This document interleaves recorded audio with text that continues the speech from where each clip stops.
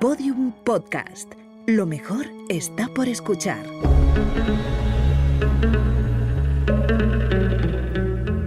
Dentro de la pirámide, con Nacho Ares, en Podium Podcast.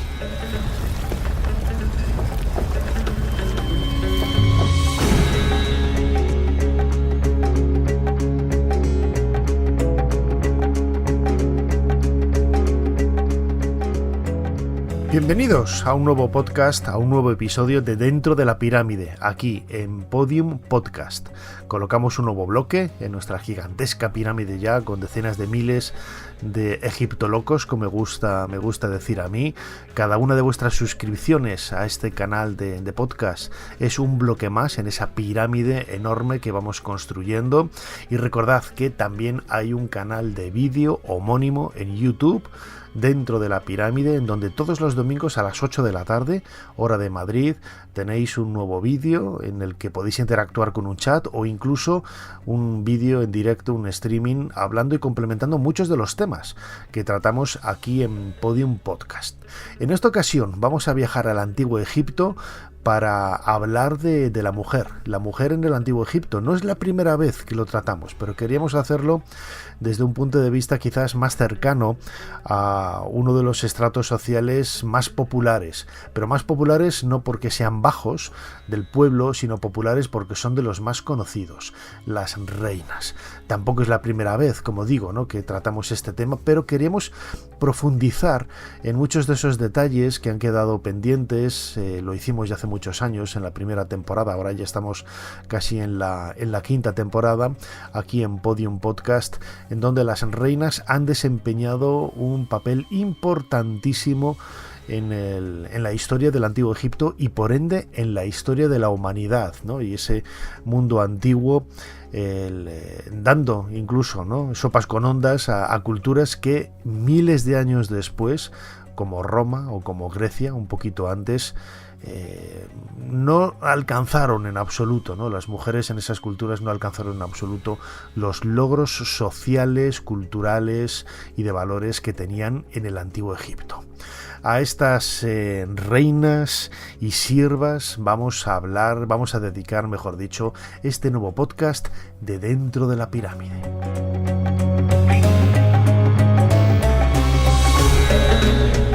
Y como me gusta recomendar siempre libros y actividades, los próximos días 13 y 14 de abril de 2024, si escucháis este podcast tiempo antes, en Valencia, España, se va a celebrar la 14ª jornada de Egipto, de egiptología, ¿no?, organizada por el Instituto Valenciano de Egiptología, y el tema de este año va a ser precisamente la mujer en el Antiguo Egipto, así que os recomiendo a todos que os acerquéis a Valencia para disfrutar de estas conferencias el día 13 y 14 de abril, sábado y domingo. Tenéis toda la información de cómo inscribiros y cómo asistir a estas conferencias en la propia página del instituto, que es ibde.org. IBDE, las siglas de Instituto Valenciano de Egiptología.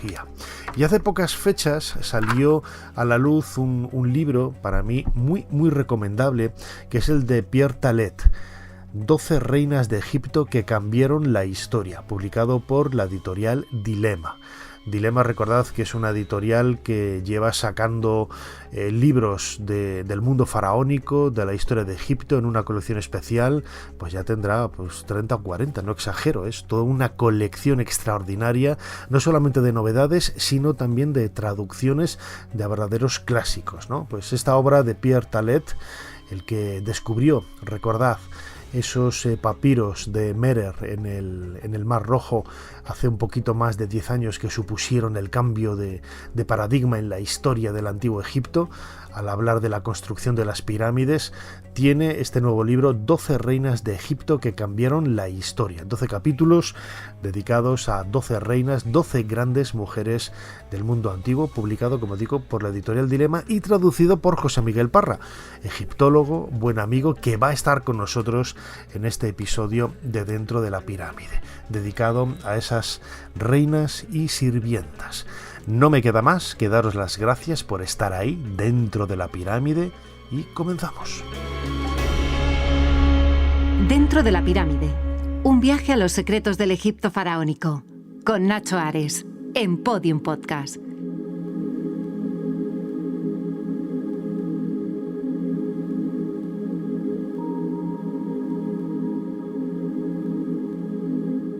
En todas las civilizaciones, en todas las culturas cuya base reside en esos trabajos como cazadores-recolectores y luego como agricultores, ese tránsito, encontramos referencias muy claras al mundo de la mujer, a la maternidad, como esa institución natural a partir de la cual se genera la vida. Una institución en la que, lógicamente, el elemento masculino desempeña un papel importante, ya que sin uno y sin otro la creación, la vida no existe, ¿no? Pero es quizás, si retomamos ese viaje en el tiempo hacia, por ejemplo, Playa Napta, hacia el 6000 antes de Cristo, y vemos esa colocación de lascas de piedra reflejando un poco momentos importantes del viaje del sol por el firmamento, y sobre todo vemos la estatua esa antigua, primitiva, quizás la primera estatua de una divinidad que hay en Egipto, que tiene forma de vaca. Bueno, pues podemos entender muchos de los aspectos que luego han ido evolucionando en la historia de Egipto, transformando esas divinidades en elementos antropomorfos. La diosa Hathor, por ejemplo, la diosa Hathor con cabeza de vaca, que evoluciona con el paso del tiempo a la figura de Isis, y en definitiva nosotros en nuestra tradición contemporánea hemos heredado en la figura de la Virgen María. Todo ese viaje en el tiempo nos está marcando esa femineidad, ¿no? de la naturaleza, de la creación y sobre todo del crecimiento, no solamente de la vegetación, porque hay que pensar, como decía ahora, que todas estas culturas tienen un trasfondo agrícola bastante grande. Los calendarios, las fiestas, las divinidades están totalmente vinculadas al mundo agrícola, sino que también nos está haciendo ver que la mujer desempeñaba un papel muy destacado en este tipo de sociedades, ¿no? Hace miles de años, 30.000, 40.000 años, las representaciones de las Venus en la prehistoria europea yo creo que son una evidencia más que clara de lo que decimos. José Manuel Galán, director del proyecto Yehuti, que ha estado en muchas ocasiones con nosotros, nos lanza esta reflexión, ¿no? Sobre el origen de ese elemento maternal, procreador, regenerador que tiene la mujer dentro de la realeza, siendo la cara visible de esa gran esposa real, la esposa principal del faraón o de la reina, ¿no? Que es, no voy a decir una esposa secundaria, son etiquetas que a mí no me gusta emplear, ¿no? Pero el doctor José Manuel Galán lo explica de una manera bastante precisa. El papel de las reinas está relacionado con el papel de la mujer en general en el Antiguo Egipto. Las mujeres eran de alguna forma las portadoras de la legitimidad, ¿no? Tanto en un ámbito privado en la familia como también desde un ámbito oficial en el trono de Egipto, ¿no? Las madres jugaban un papel fundamental y las reinas madres jugaban un papel fundamental porque eran las que, digamos, transmitían la legitimidad. Eso en cuanto a las reinas madres. Las reinas consortes, depende de la época, podían jugar un papel más o menos importante o influyente, ¿no? Hay reinas consortes muy importantes, desde Nefertiti, por ejemplo, que aparece representada siempre acompañando a Akenatón, pero ya antes las hijas y las esposas de Amenhotep III, después Nefertari, la esposa de Ramsés II, sabemos que se carteaba con la reina hitita. Es decir, depende también de la personalidad de cada reina consorte, podían jugar más o menos importante papel, ¿no? Luego hay casos excepcionales como la propia reina Hatshepsut, que siendo hija de rey y esposa de rey, empieza siendo la tutora, digamos, o regente del joven Tutmosis III, pero en el 7º año, actuando como regente, decide coronarse rey del Alto Bajo Egipto y ejercer de faraón, de rey, a la par que el joven Tutmosis III. Aunque los años de reinado se siguen contando a partir de la coronación del niño Tutmosis III, ella, como digo, a partir del año VII figura en las representaciones oficiales como también rey del Alto y del Bajo Egipto. Es decir, depende un poco de la personalidad de cada mujer, ¿no? Y también de la época. La historia de Egipto son 3.000 años de historia y poco tiene que ver el Egipto de época de las pirámides del año 2500 a.C. con el Egipto de Ramsés II del año 1200, ¿no? O sea, hay un pozo cultural común, hay una tradición, pero todo va evolucionando: la lengua, la religión, la política, la ideología y también el lenguaje político y el lenguaje iconográfico, ¿no?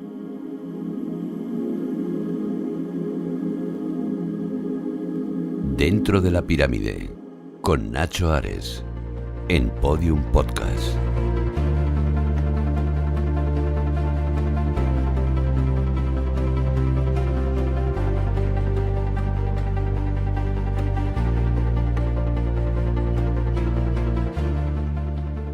Uno de los grandes peligros con que cuenta la investigación de temas de género, por ejemplo, en la antigüedad, en la prehistoria, donde nos separa un ciclo de siglos, de miles de años muy grande, es que en muchas ocasiones tendemos a ver el pasado con los ojos del presente, ¿no? Ese presentismo que en ocasiones es malicioso y es pretencioso porque intenta manipular desde el punto de vista del populismo, de la política, de la religión, muchos aspectos, y en otras ocasiones es, pues yo creo que algo, me atrevería a decir casi que anodino, ¿no? Porque no se hace con malicia, no se hace con maldad. Lógicamente el investigador está condicionado por todo el ambiente que tiene a su alrededor y los elementos que han ido construyendo su propia forma de pensar desde la infancia, pero en cualquier caso tenemos que saber separarnos de ese presente para poder estudiar el pasado. Esto es lo que nos llama la atención, ¿no? Cuando, por ejemplo, fui comisario junto con Esther Pons de la exposición Hijas del Nilo, en el año 2022, dedicado a la mujer en el Antiguo Egipto, mucha gente nos preguntaba, ¿no?, sobre los valores que nosotros estábamos presentando de la mujer en una sociedad aparentemente machista, aparentemente patriarcal, y que la mujer, en efecto, así es, tenía prácticamente los mismos derechos que el hombre, pero había una serie de elementos, de pilares de esa forma de pensar que estaban adscritos unipersonalmente a los varones, a los hombres y otros a las mujeres. Una reina, por ejemplo, no podía ser nunca faraón, no podía ser nunca rey. Es decir, este concepto, ¿no?, que luego hablaremos de ello, ¿no?, de la reina Hatshepsut, que se suele tomar como por grupos feministas como una adelantada a su época, ¿no?, por dar un golpe en la mesa y colocarse ella como faraona. Ya solamente el nombre de faraona es absurdo, ¿no?, porque faraona, la única que existió fue Lola Flores, pero estas mujeres reinas nada tienen que ver con ese concepto de estar desempeñando el papel de un hombre siendo una mujer. Va mucho más allá. Tiene un significado trascendental que desde el punto de vista mágico hoy nosotros no entendemos, porque, insisto, como decía antes, estamos totalmente condicionados por una forma de pensar. Nos hemos criado, hemos crecido en un contexto en donde los hombres y las mujeres cuentan con una serie de papeles determinados. Muchos de ellos, por desgracia, se arrastran desde épocas muy antiguas. José Miguel Parra, traductor, como decía antes, de este libro de Pierre Talet, él es egiptólogo también, 12 reinas de Egipto que cambiaron la historia, publicado por la editorial Dilema, nos habla precisamente de ese concepto femenino de la realeza y masculino del concepto de faraón. La realeza en el Antiguo Egipto contaba con una particularidad. El cargo de faraón solamente lo podía ocupar un hombre, por motivos ideológicos, porque contaba siempre a su lado con una reina que solamente podía ser una mujer. Ellos dos formaban una pareja que ayudaba a mantener el ciclo de la vida participando en ceremonias, rituales y demás. No olvidemos que el faraón era el único ser humano con capacidad para comunicarse con el mundo de los dioses y así hacer de intermediario entre las divinidades y el resto de seres humanos.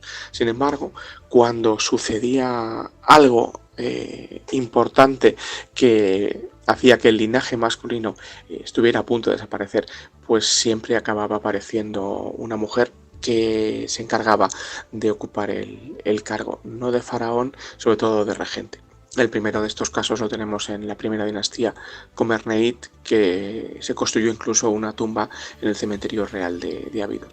Luego en el Reino Antiguo, en la cuarta dinastía y en principios de la quinta dinastía, tenemos a dos mujeres que se llaman igual, se llaman Henthaus, y que poseen además un título muy particular porque puede leerse como reina del Antiguo Egipto y madre de un rey del Antiguo Egipto, o madre de dos reyes del Alto y del Bajo Egipto. Es una cosa bastante particular. No sabemos exactamente qué sucedió ni cómo, pero el caso es que tenemos a una mujer que posiblemente pasó, o a dos mujeres que pasaron de ser regentes a ocupar quizá el cargo de rey.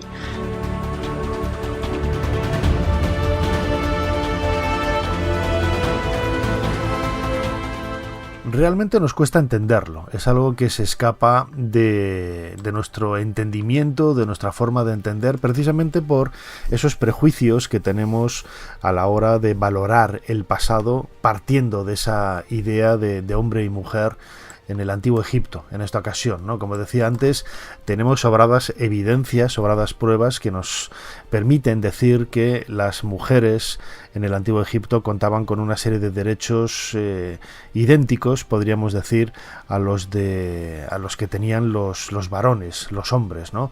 Podían heredar, podían tener propiedades, podían desheredar, podían controlar, ¿no? También el mundo que les rodeaba, y un título muy característico, ¿no? de muchas esposas de hombres principales, que era el de Nebet Per, señora de la casa, que no es un título que haga referencia a que era ama de casa, no, era la que administraba la vivienda, que era como una suerte de finca. En ocasiones pues tenían incluso tierras de cultivo, había que manejar a los sirvientes que había en ellas, etcétera, ¿no? Y esto lo separa totalmente de ese concepto de mujer casi objeto que volvemos a ver en el mundo de Grecia y luego en el mundo de Roma, ¿no? En Grecia, pues miles de años después de Egipto, la mujer no pintaba nada.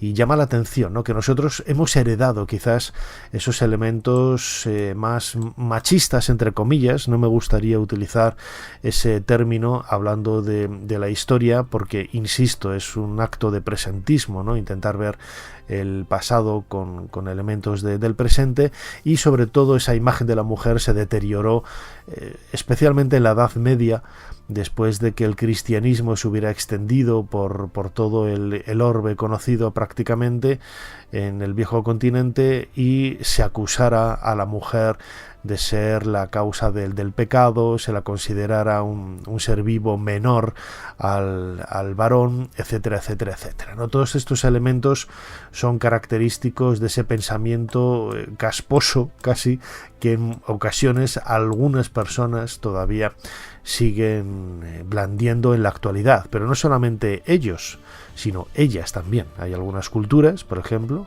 en donde ellas mismas, por la educación que tienen, no entienden que estén desempeñando labores fuera de la cocina o fuera de la maternidad, pero bueno, es un concepto diferente.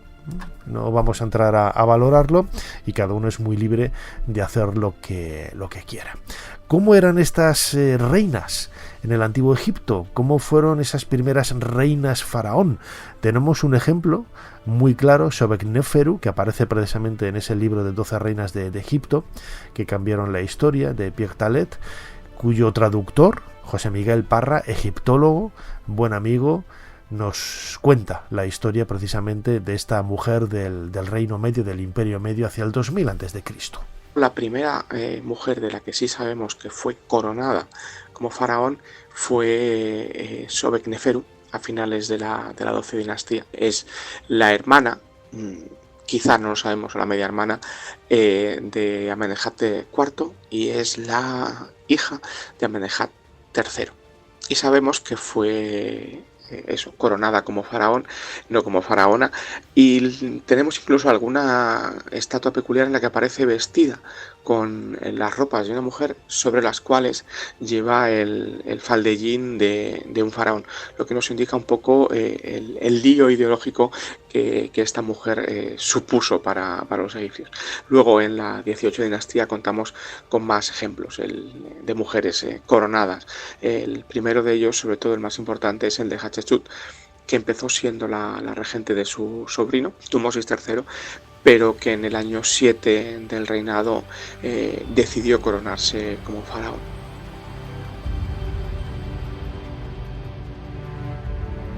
Dentro de la pirámide, en Podium Podcast, con Nacho Ares.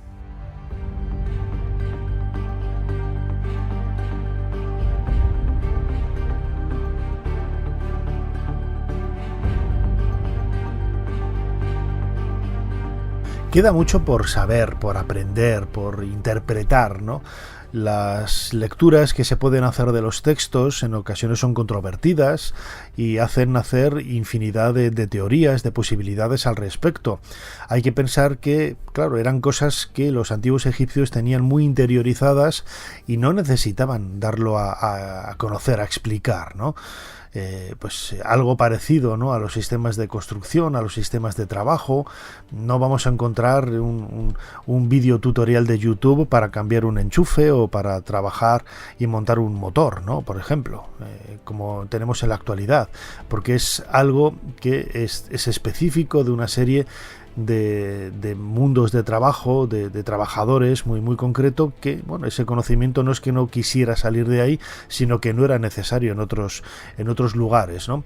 Y estas ideas del papel del hombre, del papel de la mujer en la sociedad, era algo, como digo, muy interiorizado, que no era necesario poner por escrito para explicarlo. ¿A quién había que explicarlo? Si los que tenían que entenderlo eran los propios egipcios, que crecían en ese valle del Nilo, en las riberas del río sagrado Hapi del Nilo, y durante 3.000 años, más de 3.000, unos 3.500 casi, bueno, pues adaptaron, ¿no?, este tipo de reflexiones y de forma de entender el mundo de una manera determinada. Eso sí, nosotros, a partir de representaciones en relieves, representaciones en pinturas, en esculturas y sobre todo los textos, donde se dan a entender una serie de detalles que intuimos nos pueden ayudar a comprender el papel de esas reinas y sirvientas en el antiguo Egipto, pues a partir de esas fuentes podemos quizás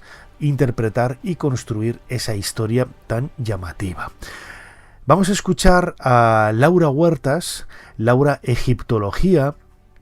La conoceréis por ese sensacional canal de YouTube y todos esos hilos fantásticos que tiene sus redes sociales, de Instagram, y que, bueno, es quizás una de las personas que mejor divulga la historia de Egipto en la actualidad. Ella es egiptóloga, ella es miembro del proyecto Yehuti, en donde excava desde hace varios años en ese patio de entrada a la tumba de Yehuti, en Drabo el Naga, en la orilla oeste de Luxor, y ella es muy conocedora del mundo de las reinas, de la femineidad, de la reina Hatshepsut, sobre todo. Luego la vamos a escuchar hablando de ella, como digo, en el antiguo Egipto.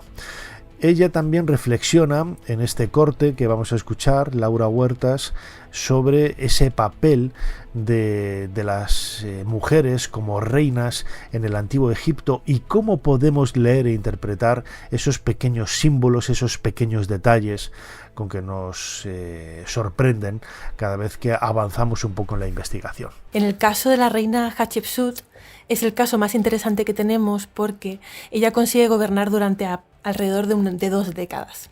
Entonces sí es cierto que no es la primera mujer que conocemos que ocupa el cargo de faraón. Tenemos un ejemplo anterior que está bastante bien documentado, que es el de Sobekneferu, y en el que además Hatshepsut se inspira, pero digamos que tenemos muy pocos registros arqueológicos de Sobekneferu, solamente algunas estatuas y poco más. Si es verdad que Sobekneferu, por ejemplo, sabemos que utilizó los 5 títulos propios de un faraón, algo que también hace luego Hatshepsut. En el caso de Hatshepsut conocemos que hay un recorrido iconográfico a lo largo de su gobierno en el que ella a veces se representa como mujer pero con atributos de faraón, como por ejemplo el tocado Nemes, y en otras ocasiones sí que la conocemos representada totalmente con cuerpo masculino. Entonces hay diferentes hipótesis a la hora de explicar por qué ella hace eso. La más tradicional considera que es un recorrido cronológico y que, en primer lugar, cuando ella se corona faraón, ella comienza representándose como mujer, pero que luego posteriormente cambia su forma porque la office de faraón es una office masculina y es un rol masculino. Pero luego hay otras interpretaciones que insisten en que la representación con cuerpo de mujer o con cuerpo de hombre depende del lugar en el que se deposite la estatua en cuestión. Por ejemplo, si la estatua se deposita en el interior del templo, pues sería con forma de mujer, y si es al exterior, con forma de hombre. Pero es una hipótesis que está menos valorada y no se suele considerar mucho a la hora de hablar de Hatshepsut.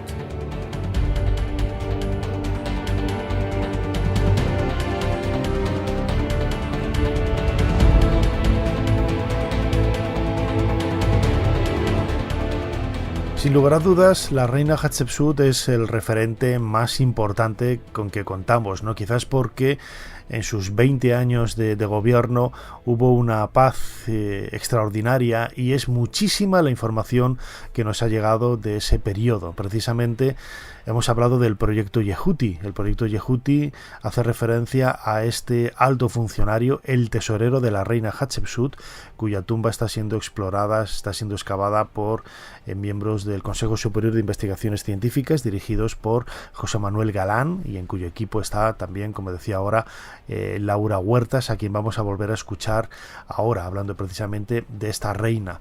Hay muchísima información, no solamente de textos, sino también de monumentos, ¿no? El más característico de todos es ese templo funerario en terrazas, construido en Deir el-Bahari, muy cerquita de donde se encuentra la tumba de Yehuti, precisamente, y en el otro extremo del Valle de los Reyes, ¿no? Lo que coloca todo este emplazamiento, la montaña tebana, en un elemento. Fijaos, la montaña tebana es un elemento muy femenino porque está dedicado a la diosa Hathor, ¿no? A la diosa Hathor, esa diosa de Occidente, que es la que te da la bienvenida en ese viaje hacia el mundo del más allá.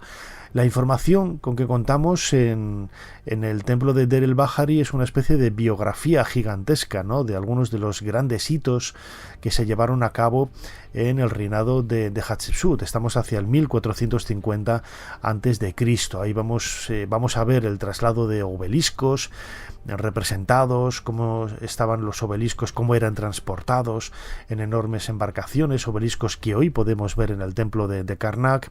Vemos esa expedición al Punt, un lugar seguramente en el Cuerno de África, en Somalia, de donde traían pues todo tipo de elementos de comercio que no tenían, ¿no? Que no podían producir en el Valle del Nilo, como incienso, panteras, animales exóticos, etcétera, ¿no? Y muchos de esos ungüentos que luego utilizaban para la momificación.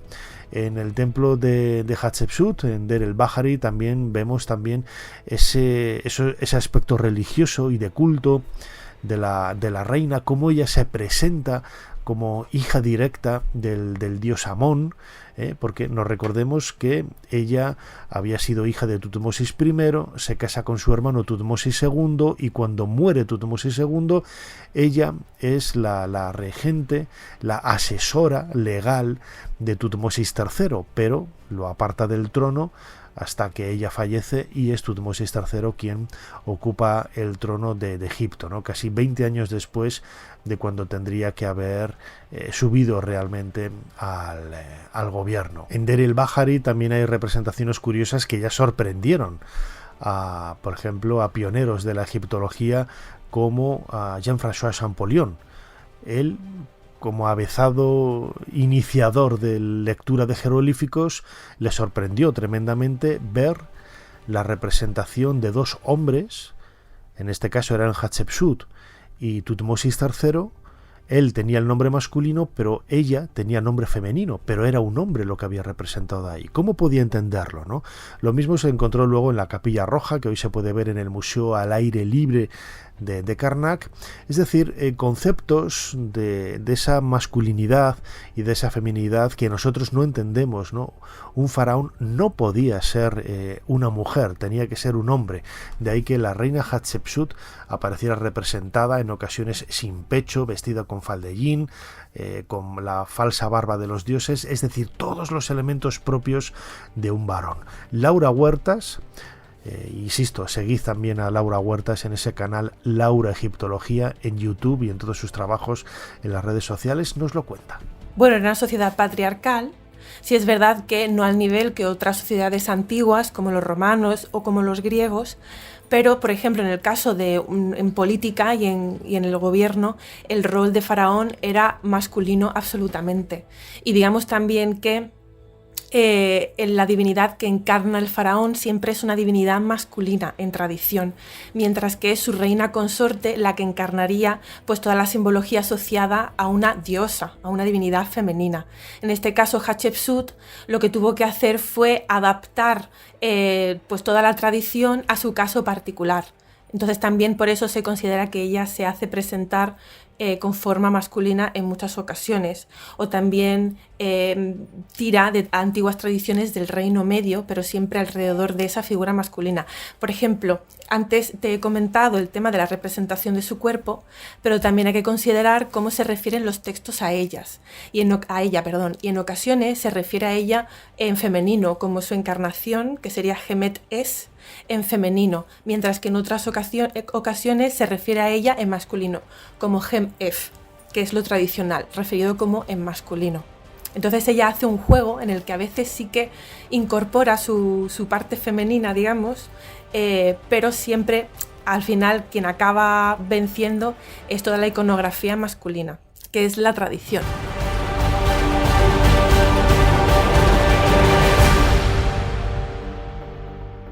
Dentro de la pirámide, con Nacho Ares, Podium Podcast.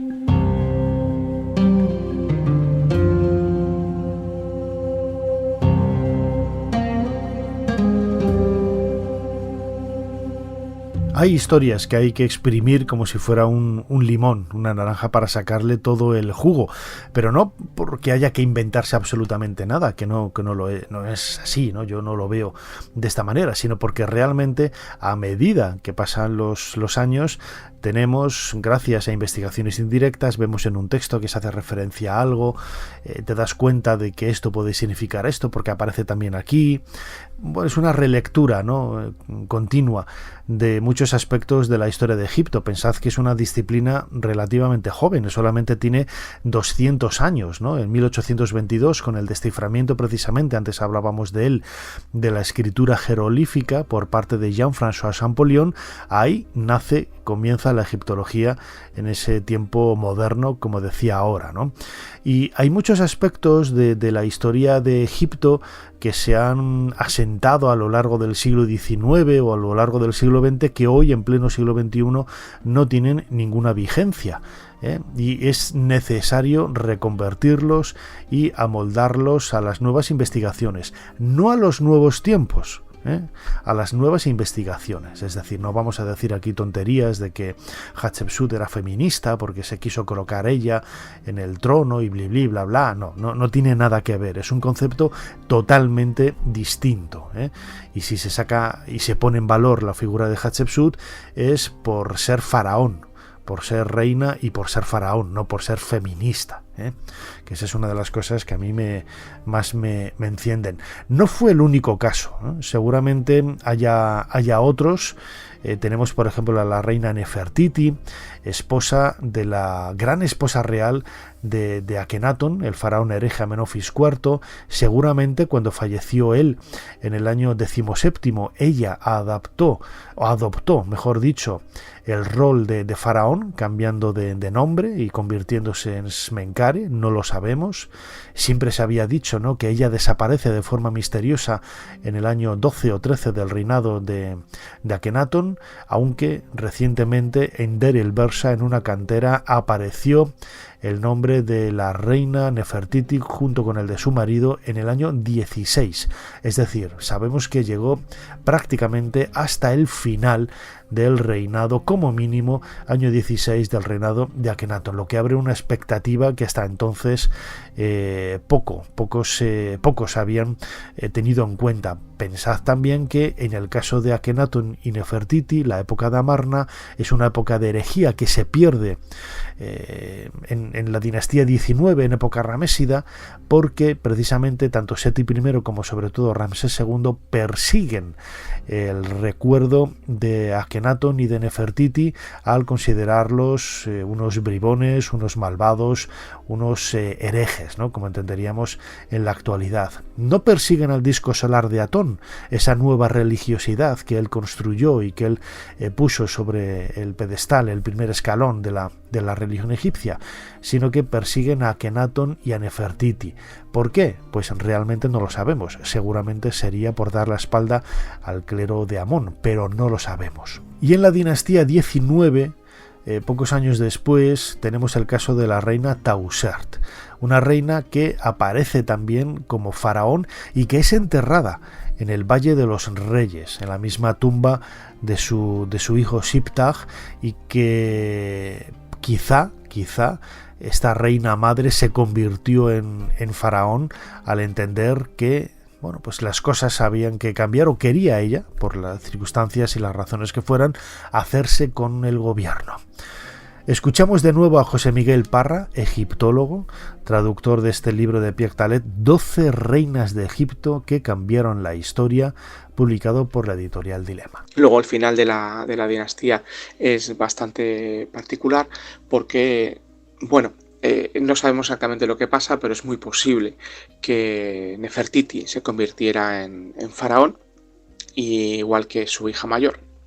Y luego al final tenemos a Tausert, que después de deshacerse, por así decirlo, del heredero legal, no sabemos muy bien exactamente lo que pasó con Siptag, que es una persona que que sufría polio. El caso es que acabó ella siendo coronada como faraón, apareciendo como faraón, y contando incluso con una tumba en el Valle de los Reyes. Esto es un poco el resumen breve de lo que puede ser la realeza femenina en el Antiguo Egipto, es decir, una mujer que ocupa el cargo de faraón.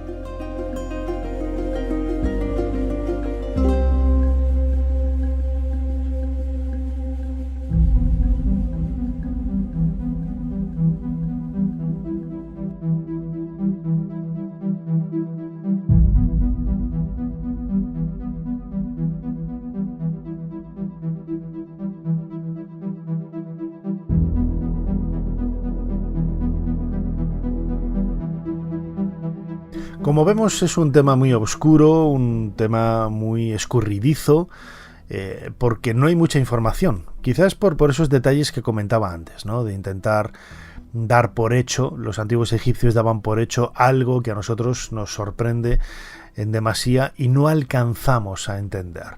Pero este mundo de reinas y de sirvientas, algunas sirvientas se convierten casi en reinas, aunque pertenecieran a la casa real, pues ni en el mejor de sus sueños esperaban alcanzar las cotas de poder que llegaron a tener, y sobre todo, no lo hemos comentado, ¿no?, pero esas intrigas en palacio que hicieron que algunas mujeres, en el caso de Ramsés III, ¿no?, hacia el 1150, grosso modo, antes de Cristo, existe esa conspiración, esa conjura del harén por parte de uno de sus hijos y la madre de este para asesinarlo, ¿no?, y hacerse con el poder. Es decir, siempre ha habido esos elementos mágicos, esos elementos miserables, más humanos que otra cosa, para poder intentar explicar lo que sucedía en la ascensión de algunas personas al trono, no solamente en Egipto, sino también en otras culturas, sobre todo posteriores en la historia de la humanidad. Y lo vemos en la actualidad, cuando alguien llega al poder y se sienta en el sillón, lo vemos en muchos lugares, lo vemos en España, lo vemos en Francia, lo vemos en Rusia, lo vemos en Estados Unidos, lo vemos en cualquier sitio. Siempre intentan medrar para intentar no moverse de la silla. Es algo innato en el ser humano.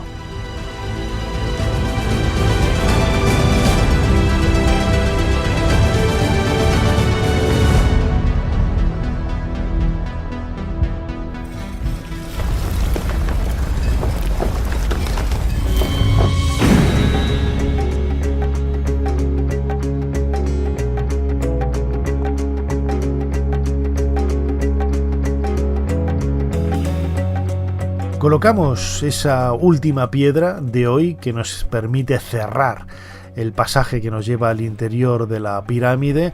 Hemos estado disfrutando de las reflexiones y de los comentarios de un montón de amigos que nos han hablado de esas reinas y de esas sirvientas en el antiguo Egipto, ¿no? Ese concepto de reina, de cómo llega a la corona, lo que implicaba y el significado que tenía en esa cultura pues hace prácticamente 3.500 o 4.000 años.